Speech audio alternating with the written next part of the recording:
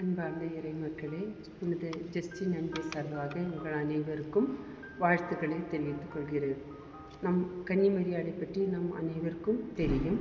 இன்றைக்கு நான் ஆறுதல் அளிக்கும் புனித கன்னிமரியாளை பற்றி உங்களுக்கு அறிமுகம் பண்ண வந்திருக்கிறேன்.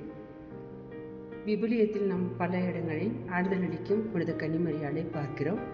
குறிப்பாக வயது முதிர்ந்த எலிசபெத்துக்கு உதவி செய்ய புனித கன்னிமரியாள் யூதேயா நாட்டிற்கு விரைந்து சென்றார் என்பதும், ஆறுதலின்றி தவித்த எலிசபெத் அம்மாவுக்கு ஆறுதல் அளித்தார் என்றதையும் நமக்கு தெரியுமே.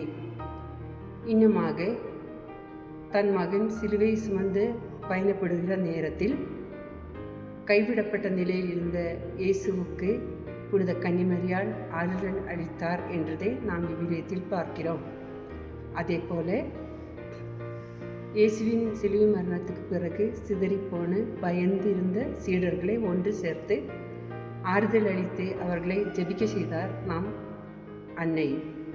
அதே போல இன்று நம் வாழ்விலும் நமக்கு வரும் எல்லா துன்பங்கள், துயரங்கள், நோய்கள், பிணிகள் எல்லாவற்றிற்கும் நாம் அன்னையிடம் நாடி செல்லும் பொழுது அவர் நமக்கு ஆறுதல் அளிக்கும் தாயாக இருக்கின்றார். ஜாதி மத பேதமின்றி அவர் நமக்கு ஆறுதல் அளிக்கின்றார் என்றதை நாம் புரிந்து கொள்வோம்.